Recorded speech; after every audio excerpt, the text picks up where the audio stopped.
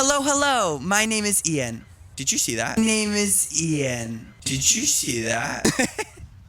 A lot of people have been talking about America's 250th birthday coming up this summer, and a lot of people talking about that really want to make America great again. My question remains the same that it always has. At what point in our nation's history was our country truly great? I decided to come to the capital city of our once great country so that we could learn a little bit more about our nation's most influential heroes.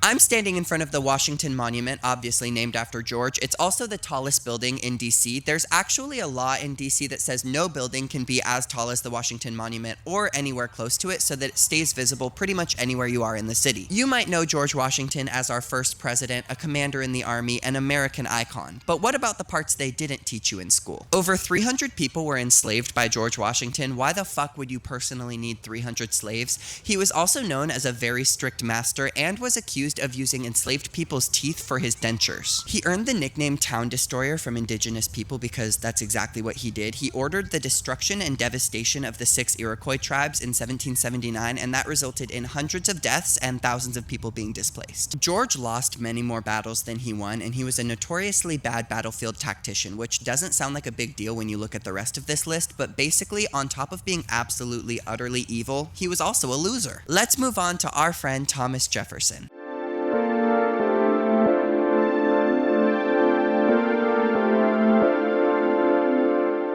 I'm here in front of the Jefferson Memorial. Thomas was the 3rd president of the United States and is known for being the primary author of the Declaration of Independence, which includes the phrase, "All men are created equal." It's just kind of funny that he wrote that while he was enslaving 600 people, including women and children, and describing it as a lucrative investment. He earned a 4% return every year by forcing the enslaved people he owned to have children and then selling them. He was also a predator. When he was 44, he started a romantic relationship with a 14-year-old named Sally Demings. She gave birth to 6 kids, and DNA tests showed that they were all his. He continued to enslave her and their children as well. He also wrote that black people are inferior to white people in body and mind, and he also displaced about 50,000 indigenous people.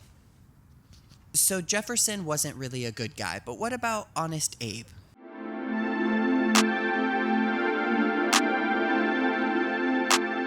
We are here at the Lincoln Memorial. Abraham Lincoln was our 16th president and is often remembered as a hero for ending slavery, when in reality, he literally said that black people should not be able to coexist on an equal basis with white people. He didn't end slavery because he thought slavery was bad. He literally said, and I quote, "If I could save the Union without freeing any slave, I would." Lincoln abolishing slavery was purely political, not ethical. He also wanted to relocate the newly freed people to Central America, so he wanted to kick them out of the country. We come today to spread the good news of the gospel of Christ. He approved the murder sentences of 38 Native Americans for participating in the U.S. Dakota War, which marked the largest mass execution in U.S. history. His administration was known for shutting down newspapers that didn't agree with his policies during the Civil War, and his government arrested and detained thousands of northern citizens without charge or trial. We started getting preached to. What you may think of, and God has a good destination for you.